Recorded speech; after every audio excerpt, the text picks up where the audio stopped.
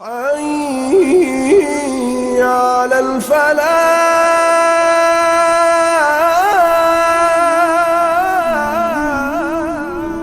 أعوذ بالله من الشيطان الرجيم. پناہ مانگتا ہوں میں اللہ کی شیطان مردود سے. بسم الله الرحمن الرحيم. شروع اللہ کا نام لے کر جو بڑا مہربان نہایت رحم والا ہے. اگر اہل کتاب ایمان لاتے اور پرہیزگاری کرتے تو ہم ان سے ان کے گناہ دور کر دیتے اور ان کو نعمت کے باغوں میں داخل کرتے. اور اگر وہ تورات اور انجیل کو اور جو اور کتابیں ان کے پروردگار کی طرف سے ان پر نازل ہوئیں ان کو قائم کرتے تو ان پر رزق مے کی طرح برستا کہ اپنے اوپر سے اور پاؤں کے نیچے سے کھاتے. ان میں کچھ لوگ میانہ رو ہیں اور بہت سے ایسے ہیں جن کے اعمال برے ہیں. پیغمبر جو ارشادات اللہ کی طرف سے تم پر نازل ہوئے ہیں سب لوگوں کو پہنچا دو، اور اگر ایسا نہ کیا تو تم اللہ کے پیغام پہنچانے میں قاصر رہے، اور اللہ تم کو لوگوں سے بچائے رکھے گا. بے شک اللہ منکروں کو ہدایت نہیں کرتا. کہو کہ اے اہل کتاب، جب تک تم تورات اور انجیل کو اور جو اور کتابیں تمہارے پروردگار کی طرف سے تم لوگوں پر نازل ہوئیں ان کو قائم نہ رکھو گے کسی بھی راہ پر نہیں ہو سکتے. اور یہ قرآن جو تمہارے پروردگار کی طرف سے تم پر نازل ہوا ہے اس سے ان میں سے اکثر کی سرکشی اور کفر اور بڑھے گا. تو تم قوم کفار پر افسوس نہ کرو.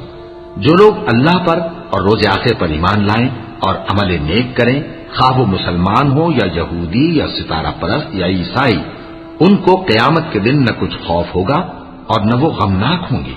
ہم نے بنی اسرائیل سے عہد بھی لیا اور ان کی طرف پیغمبر بھی بھیجے، لیکن جب کوئی پیغمبر ان کے پاس ایسی باتیں لے کر آتا جن کو ان کے دل نہیں چاہتے تھے تو وہ انبیاء کی ایک جماعت کو تو جھٹلا دیتے اور ایک جماعت کو قتل کر دیتے تھے، اور یہ خیال کرتے تھے کہ اس سے ان پر کوئی آفت نہیں آنے کی. سو وہ اندھے اور بہرے ہو گئے. پھر اللہ نے ان پر مہربانی فرمائی، لیکن پھر ان میں سے بہت سے اندھے اور بہرے ہو گئے، اور اللہ ان کے سب کاموں کو دیکھ رہا ہے. وہ لوگ بے شبہ کافر ہیں جو کہتے ہیں کہ اللہ مسیح ابن مریم ہی تو ہے، حالانکہ مسیح یہود سے یہ کہا کرتے تھے کہ اے بنی اسرائیل، اللہ ہی کی عبادت کرو جو میرا بھی پروردگار ہے اور تمہارا بھی، اور جان رکھو کہ جو شخص اللہ کے ساتھ شرک کرے گا اللہ اس پر بہشت کو حرام کر دے گا اور اس کا ٹھکانہ دوزخ ہے، اور ظالموں کا کوئی مددگار نہیں ہوگا. وہ لوگ بھی کافر ہیں جو اس بات کے قائل ہیں کہ اللہ تین میں کا تیسرا ہے، حالانکہ اس معبود یکتا کے سوا کوئی عبادت کے لائق نہیں. اگر یہ لوگ ایسے اقوال و عقائد سے باز نہیں آئیں گے تو ان میں جو کافر ہوئے ہیں وہ تکلیف دینے والا عذاب پائیں گے. تو یہ کیوں اللہ کے آگے توبہ نہیں کرتے اور اس سے گناہوں کی معافی نہیں مانگتے؟ اور اللہ تو بخشنے والا ہے، مہربان ہے. مسیح ابن مریم تو ایک پیغمبر ہی تھے. ان سے پہلے بھی بہت سے رسول گزر چکے تھے، اور ان کی والدہ مریم اللہ کی ولی اور سچی فرما بردار تھیں. دونوں انسان تھے اور کھانا بھی کھاتے تھے. دیکھو ہم ان لوگوں کے لیے اپنی آیتیں کس طرح کھول کھول کر بیان کرتے ہیں. پھر یہ دیکھو کہ یہ کدھر الٹے جا رہے ہیں. کہو کہ تم اللہ کے سوا ایسی چیز کی کیوں پرستش کرتے ہو جس کو تمہارے نفع اور نقصان کا کچھ بھی اختیار نہیں، اور اللہ ہی سب کچھ سنتا ہے، جانتا ہے. کہ اے اہل کتاب، اپنے دین کی بات میں ناحق مبالغہ نہ کرو اور ایسے لوگوں کی خواہشوں کے پیچھے نہ چلو جو خود بھی پہلے گمراہ ہوئے اور اکثروں کو بھی گمراہ کر گئے اور سیدھے رستے سے بھٹک گئے. جو لوگ بنی اسرائیل میں کافر ہوئے ان پر داؤد اور عیسیٰ ابن مریم کی زبان سے لعنت کی گئی. یہ اس لیے کہ نافرمانی کرتے تھے اور حد سے تجاوز کیے جاتے تھے، اور برے کاموں سے جو وہ کرتے تھے ایک دوسرے کو روکتے نہیں تھے. بلا شبہ وہ برا کرتے تھے. تم ان میں سے بہتوں کو دیکھو گے کہ کافروں سے دوستی رکھتے ہیں. انہوں نے جو کچھ آگے بھیجا ہے برا ہے.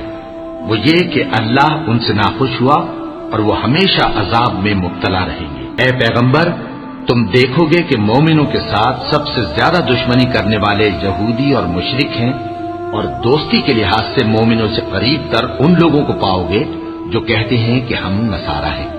یہ اس لیے کہ ان میں عالم بھی ہیں اور مشائخ بھی، اور یہ کہ یہ تکبر نہیں کرتے. اور جب اس کتاب کو سنتے ہیں جو اس پیغمبر محمد صلی اللہ علیہ وآلہ وسلم پر نازل ہوئی تو تم دیکھتے ہو کہ ان کی آنکھوں سے آنسو جاری ہو جاتے ہیں، اس لیے کہ انہوں نے حق بات پہچان لی، اور یہ اللہ کی جناب میں عرض کرتے ہیں کہ اے پروردگار، ہم ایمان لے آئے سو تو ہم کو ماننے والوں میں لکھ لے، اور ہمیں کیا ہوا ہے کہ اللہ پر اور حق بات پر جو ہمارے پاس آئی ہے ایمان نہ لائیں، اور ہم امید رکھتے ہیں کہ ہمارا پروردگار ہم کو نیک بندوں کے ساتھ بہشت میں داخل کرے گا۔ بس اللہ نے ان کو اس کہنے کے سبب بہشت کے باغ عطا فرمائے جن کے نیچے نہریں بہ رہی ہیں، یہ ہمیشہ ان میں رہیں گے، اور نیکوکاروں کا یہی صلہ ہے، اور جن لوگوں نے کفر کیا اور ہماری آیتوں کو جھٹلایا وہ جہنمی ہے۔ مومنو، جو پاکیزہ چیزیں اللہ نے تمہارے لیے حلال کی ہیں ان کو حرام نہ کرو، اور حد سے نہ بڑھو کہ اللہ حد سے بڑھنے والوں کو دوست نہیں رکھتا، اور جو حلال و طیب روزی اللہ نے تم کو دی ہے اسے کھاؤ، اور اللہ سے جس پر ایمان رکھتے ہو ڈرتے رہو۔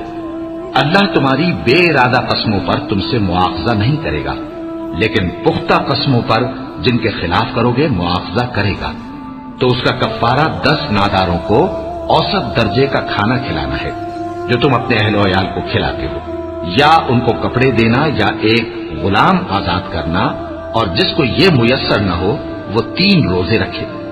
یہ تمہاری قسموں کا کفارہ ہے جب تم قسم کھا لو اور اسے توڑ دو، اور اپنی قسموں کی حفاظت کرو۔ اس طرح اللہ تمہارے سمجھانے کے لیے اپنی آیتیں کھول کھول کر بیان فرماتا ہے تاکہ تم شکر کرو۔ اے ایمان والو، شراب اور جوا اور بت اور پانسے یہ سب ناپاک کام اعمال شیطان سے ہیں، سو ان سے بچتے رہنا تاکہ تم کامیاب ہو جاؤ۔ شیطان تو یہ چاہتا ہے کہ شراب اور جوئے کے سبب تمہارے آپس میں دشمنی اور رنجش ڈلوا دے، اور تمہیں اللہ کی یاد سے اور نماز سے روک دے۔ تو کیا تم لوگ ان کاموں سے باز آؤ گے؟ اور اللہ کی فرما برداری اور رسول کی اطاعت کرتے رہو اور ڈرتے رہو۔ اب اگر منہ پھیرو گے تو جان رکھو کہ ہمارے پیغمبر کے ذمے تو صرف پیغام کا کھول کر پہنچا دینا ہے۔ جو لوگ ایمان لائے اور نیک عمل کرتے رہے ان پر ان چیزوں کا کچھ گناہ نہیں جو وہ کھا چکے، جبکہ انہوں نے پرہیز کیا اور ایمان لائے اور نیک کام کیا، پھر پرہیز کیا اور ایمان لائے، پھر پرہیز کیا اور نیکوکاری کی، اور اللہ نیکوکاروں کو دوست رکھتا ہے۔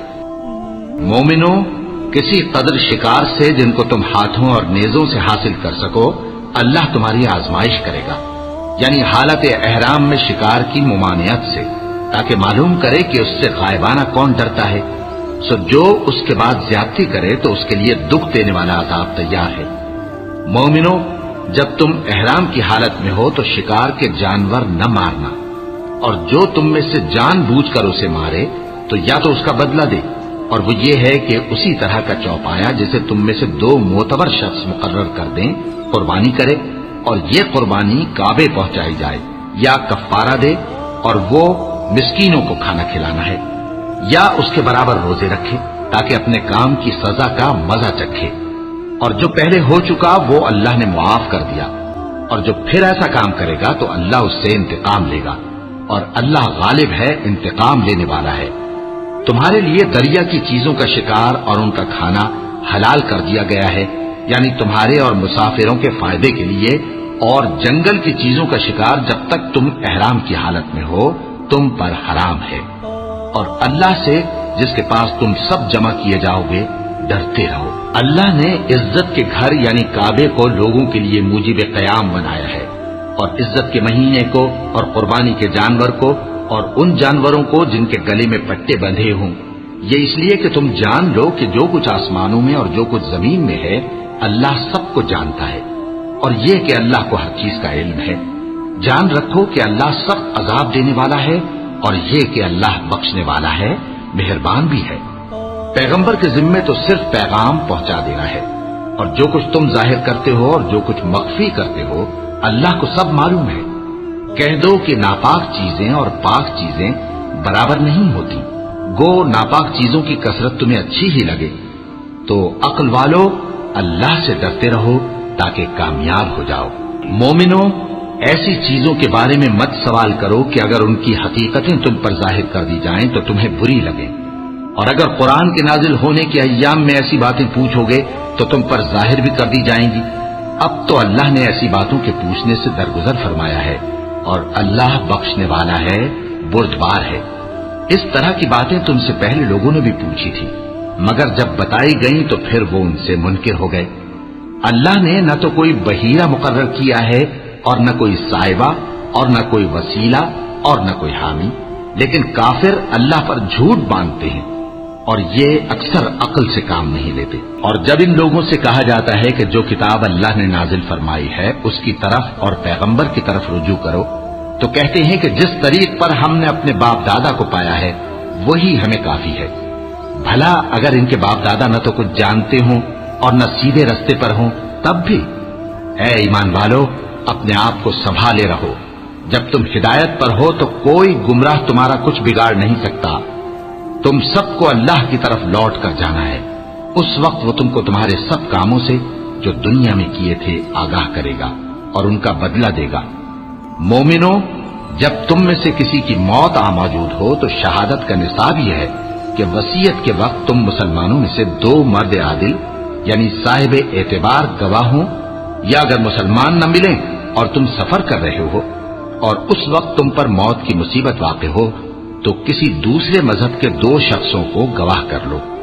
اگر تم کو ان گواہوں کی نسبت کچھ شک ہو تو ان کو عصر کی نماز کے بعد کھڑا کرو، اور دونوں اللہ کی قسمیں کھائیں کہ ہم شہادت کا کچھ عوض نہیں لیں گے، گو ہمارا رشتہ دار ہی ہو، اور نہ ہم اللہ کی شہادت کو چھپائیں گے۔ اگر ایسا کریں گے تو گناہگار ہوں گے۔ اگر معلوم ہو جائے کہ ان دونوں نے جھوٹ بول کر گناہ حاصل کیا تو جن لوگوں کا انہوں نے حق مارنا چاہا تھا ان میں سے ان کی جگہ اور 2 آدمی کھڑے ہوں جو میت سے قرابت قریبہ رکھتے ہوں، پھر وہ اللہ کی قسمیں کھائیں کہ ہماری شہادت ان کی شہادت سے زیادہ سچی ہے اور ہم نے کوئی زیادتی نہیں کی۔ ایسا کیا ہو تو ہم بے انصاف ہیں۔ اس طریق سے بہت قریب ہے کہ یہ لوگ صحیح شہادت دیں، یا اس بات سے خوف کریں کہ ہماری قسمیں بھی ان کی قسموں کے بعد رد کر دی جائیں گی۔ اور اللہ سے ڈرو اور اس کے احکام کو توجہ سے سنو، اور اللہ نافرمان لوگوں کو ہدایت نہیں دیتا۔ وہ دن یاد رکھنے کے لائق ہے جس دن اللہ پیغمبروں کو جمع کرے گا، پھر ان سے پوچھے گا کہ تمہیں کیا جواب ملا تھا۔ وہ عرض کریں گے کہ ہمیں کچھ معلوم نہیں، تو ہی غیب کی باتوں سے واقف ہے۔ جب اللہ عیسیٰ سے فرمائے گا کہ اے عیسیٰ ابن مریم، میرے ان احسانوں کو یاد کرو جو میں نے تم پر اور تمہاری والدہ پر کیے، جب میں نے روح القدس یعنی جبرائیل سے تمہاری مدد کی، تم گود میں اور جوان ہو کر بھی ایک ہی نسق پر لوگوں سے گفتگو کرتے تھے، اور جب میں نے تم کو کتاب اور دانائی اور تورات اور انجیل سکھائی، اور جب تم میرے حکم سے مٹی کے پرندے کی شکل بناتے پھر اس میں پھونک مار دیتے تھے تو وہ میرے حکم سے سچ مچ کا پرندہ بن جاتا تھا، اور پیدائشی اندھے کو اور برس کی بیماری والے کو میرے حکم سے اچھا کر دیتے تھے، اور مردوں کو زندہ کر کے قبر سے نکال کھڑا کرتے تھے۔ اور جب میں نے بنی اسرائیل کے ہاتھوں کو تم سے روک دیا جب تم ان کے پاس کھلے ہوئے نشان لے کر آئے تو جو ان میں سے کافر تھے کہنے لگے کہ یہ تو کھلا جادو ہے۔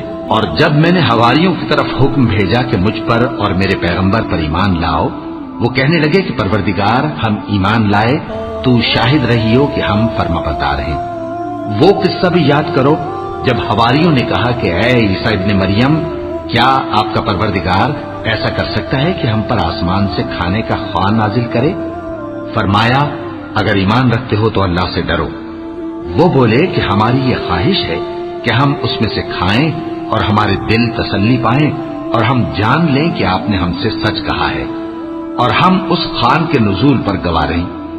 تب عیسیٰ ابن مریم نے دعا کی کہ اے ہمارے پروردگار، ہم پر آسمان سے خوان نازل فرما کہ ہمارے لیے وہ دن عید قرار پائے، یعنی ہمارے اگلوں اور پچھلوں سب کے لیے، اور وہ تیری طرف سے نشانی ہو، اور ہمیں رزق دے، اور تو بہترین رزق دینے والا ہے۔ اللہ نے فرمایا میں تم پر ضرور خوان نازل فرماؤں گا، مگر جو اس کے بعد تم میں سے کفر کرے گا اسے ایسا عذاب دوں گا کہ اہل عالم میں کسی کو ایسا عذاب نہ دوں گا۔ اور اس وقت کو بھی یاد رکھو جب اللہ فرمائے گا کہ اے عیسیٰ ابن مریم، کیا تم نے لوگوں سے کہا تھا کہ اللہ کے سوا مجھے اور میری والدہ کو معبود مقرر کرو؟ وہ کہیں گے کہ تو پاک ہے، مجھے کب شایع تھا کہ میں ایسی بات کہتا جس کا مجھے کچھ حق نہیں؟ اگر میں نے ایسا کہا ہوگا تو تجھ کو معلوم ہوگا، کیونکہ جو بات میرے جی میں ہے تو اسے جانتا ہے، اور جو تیرے جی میں ہے اسے میں نہیں جانتا۔ بے شک تو علام الغیوب ہے۔